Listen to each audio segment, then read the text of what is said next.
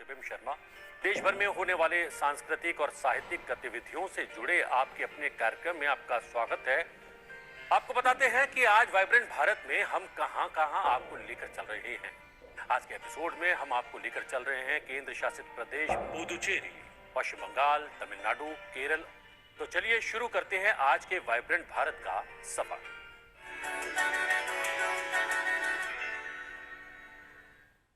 उठो जागो और तब तक ना रुको जब तक लक्ष्य की प्राप्ति ना हो जाए।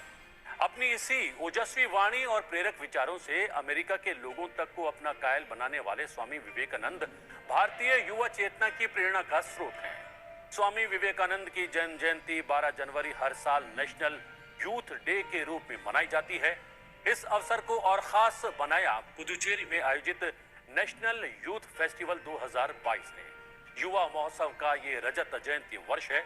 इस बार 2 दिन चले इस आयोजन में लाइव सेशन, डिस्कशंस और म्यूजिक कंसर्ट के जरिए देश की युवा सोच और प्रतिभा को एक मंच दिया गया, जिसमें नए भारत की तस्वीर साफ दिखाई दी।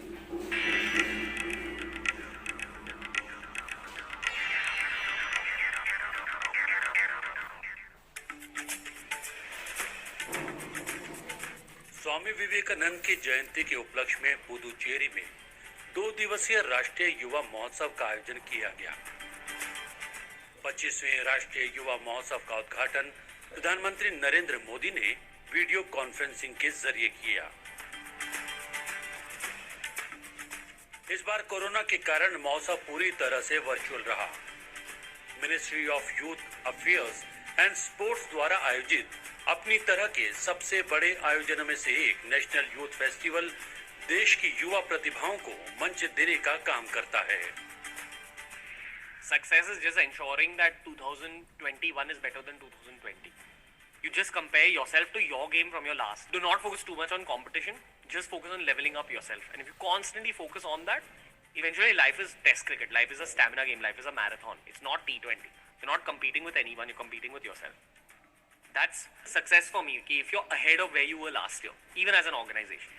इस बार के महोत्सव में अलग अलग क्षेत्रों के विशेषज्ञों ने संबंधित विषयों पर अपने विचार रखे।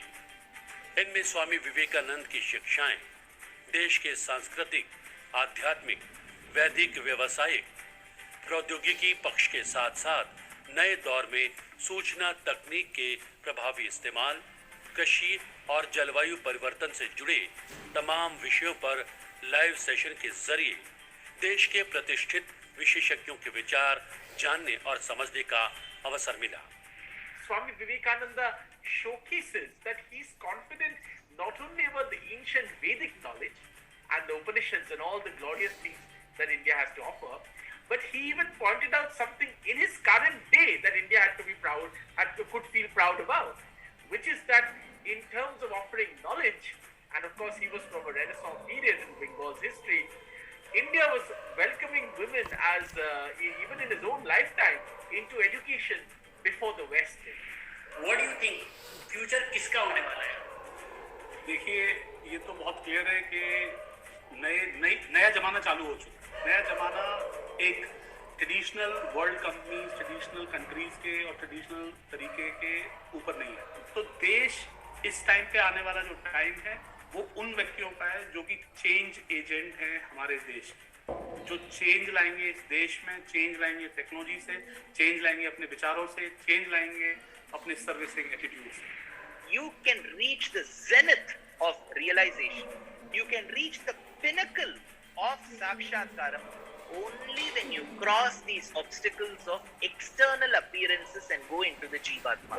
The moment we see Jivatma, a person called Hussein who lives in Saudi Arabia, a person called John who lives in UK, a person called Ping who lives in China, and a person called Dushyant who lives in India is no different. We are all the same Jivatma.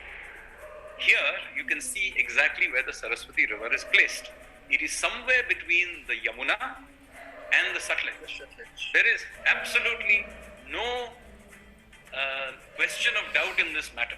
So there is a clear sense of the landscape of the Sapta Sindhu, which then we can see that idea of Bharata then spreads across India. इसके अतिरिक्त खेल जगत से जुड़े युवाओं के लिए Olympians और पैरा ओलंपियंस का सेशन काफी प्रभावी रहा, जिसमें उन्होंने अपने अपने अनुभव साझा किए। इससे हमें पता चल रहा है कि खेल को कितना ज़्यादा इम्पोर्टेंट दिया जा रहा है, और ये प्रधानमंत्री जी जो बोला है कि बेटी पढ़ाओ बेटी खिलाओ बेटी बढ़ाओ, तो इससे हमें रिलेट कर पाते हैं कि खेल को कितना ज़्यादा इम्पोर्टेंस दिया जाता है।